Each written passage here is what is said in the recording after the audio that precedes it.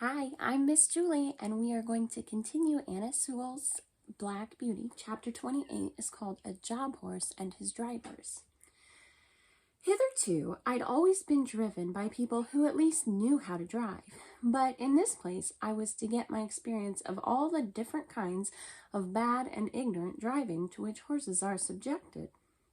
For I was a job horse, and was let out to all sorts of people who wished to hire me, and as I was good-tempered and gentle, I think I was oftener let out to the ignorant drivers than some of the other horses, because I could be depended upon.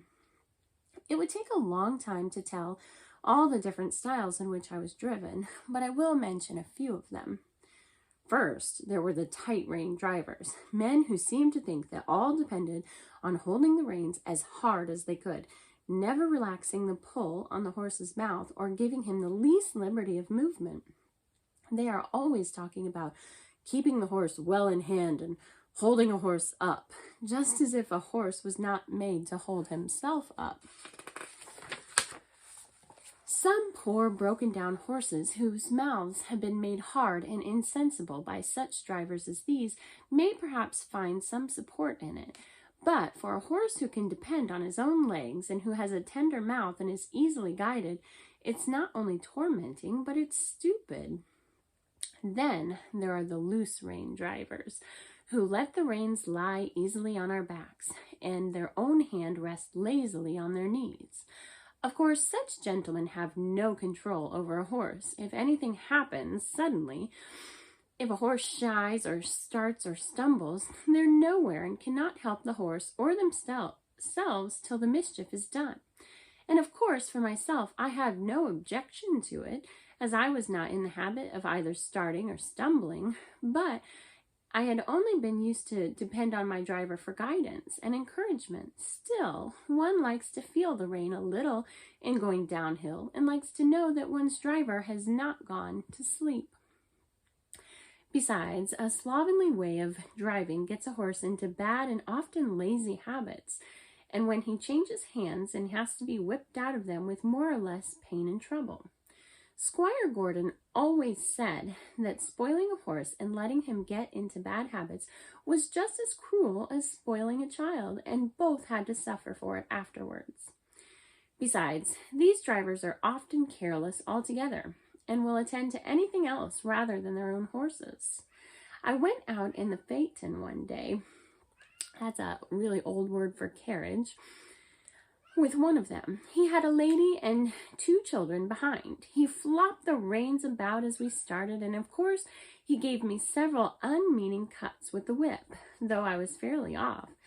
There had been a good deal of road mending going on, and even where the stones were not freshly laid down, there were a great many loose ones about. My driver was laughing and joking with the lady and the children, and talking about the country to the right and the left, but he never thought it worthwhile to keep an eye on his horse, or to drive on the smoothest parts of the road.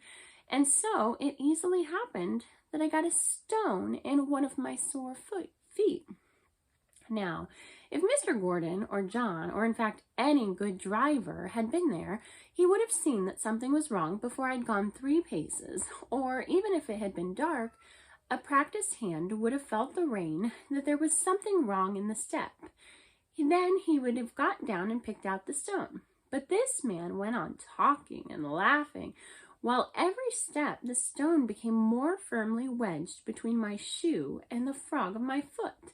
The stone was sharp on the inside and round on the outside, which, as everyone knows, is the most dangerous kind that a horse can pick up, at the same time cutting his foot and making him most liable to stumble and fall.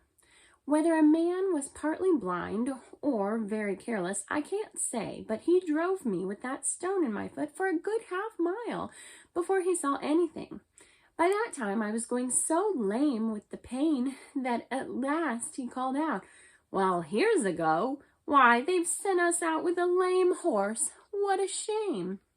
He then chucked the reins and flipped the whip about, saying, "Now then, it's no use playing the old soldier with me.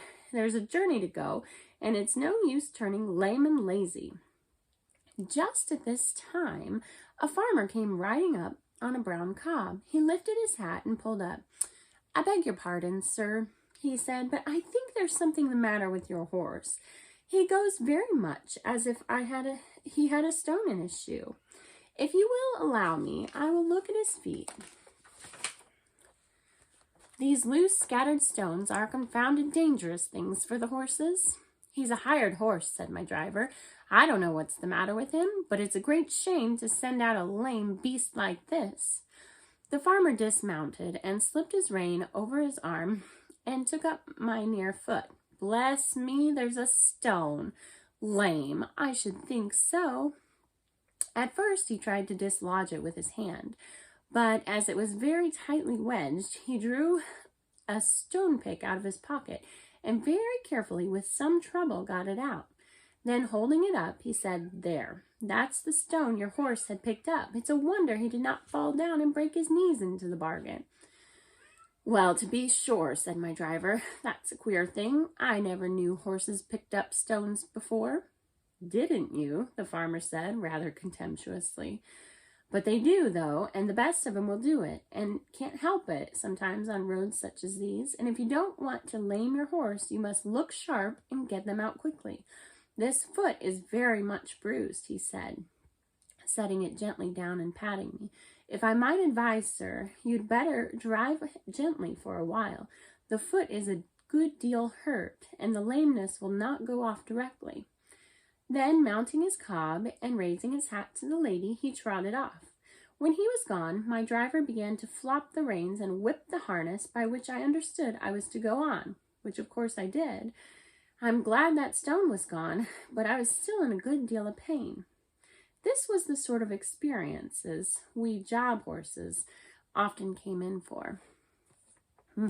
Those poor job horses. We'll see you again tomorrow night.